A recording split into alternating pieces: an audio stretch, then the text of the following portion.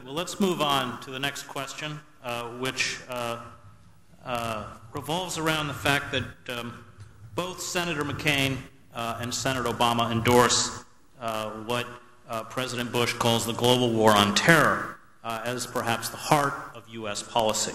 They have said that they would continue the preemptive wars in Iraq. Certainly Senator Obama calls for downsizing, but not an end to American military presence in Iraq. And both of these candidates talk for an augmentation in troop levels in the war in Afghanistan.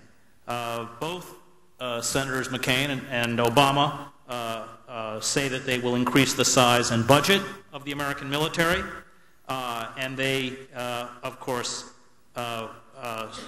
would like to transfer or send at least 10,000 more troops to the Afghan theater as soon as they take power.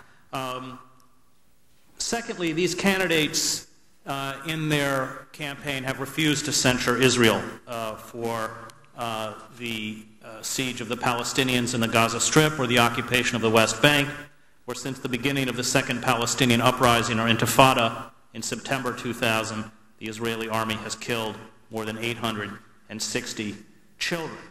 I would like you to respond to their Middle Eastern policy, to their perpetuation of the so-called war on terror, and perhaps answer the Middle East correspondent for The Independent in London, Robert Fisk, who has written and argues that for the Muslim world it will make no difference who wins the election. Do you agree with this assessment? What do you see as the consequences of the Republican and Democratic approaches to these conflicts in the Middle East? And how do you respond to their uncritical support for Israel's government? Thank you. And I think Mr. Nader begins this session. Well, the foreign affairs reporters for the Washington Post and New York Times this spring wrote articles saying that the foreign policy of Barack Obama and Hillary Clinton will be very much like the second term of George W. Bush.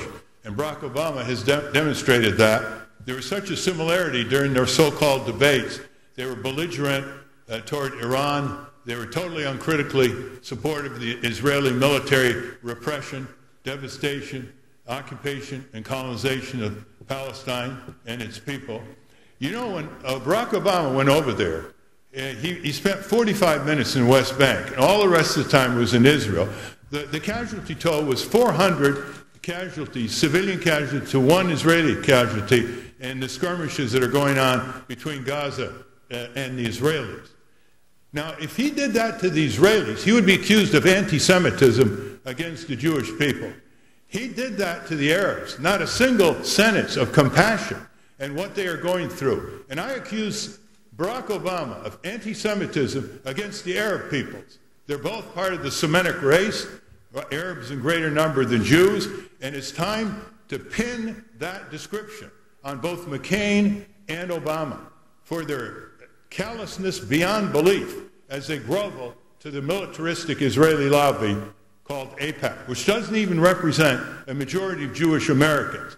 And a majority of Jewish Americans, Arab Americans, Israelis and Palestinians want a two-state solution, and they worked it out in Geneva, the Israeli and Palestinian peace movement, and that's what Nader Gonzalez would support, the Palestinian-Israeli peace movements who have worked out in detail a two-state accord. Iraq is just more U.S. soldiers, more U.S. bases are going to remain in Iraq, maybe at a reduced level, but it still will be seen by Iraqis as a military occupation. Okay, thank you. Mr. Baldwin.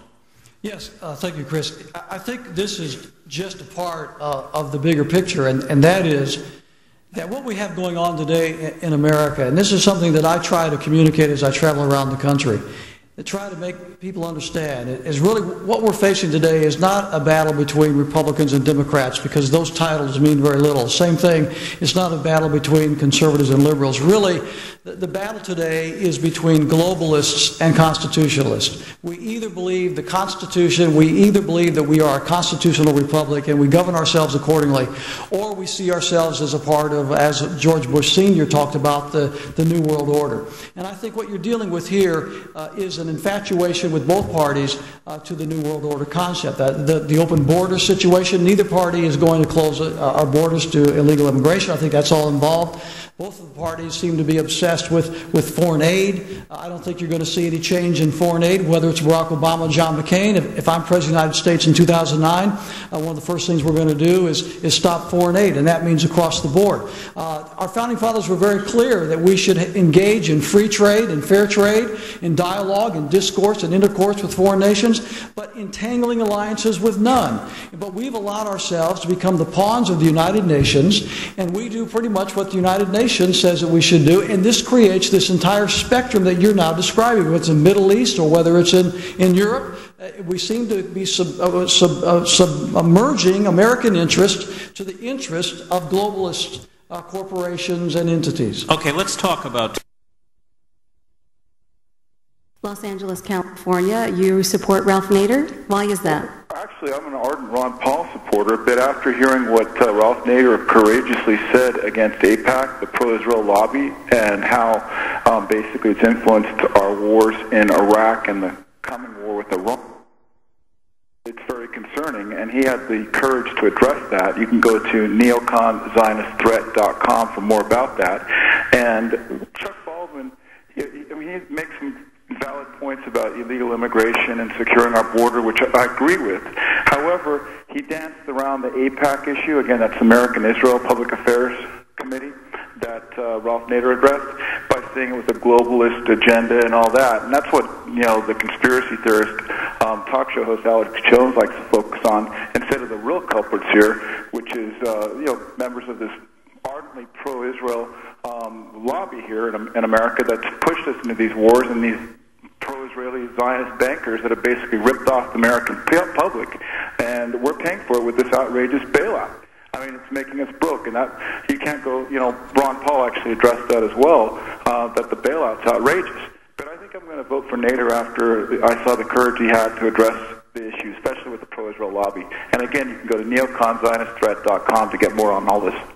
Okay, just want to let you know that after this next call from Nashville, we're going to take a look at some poll numbers for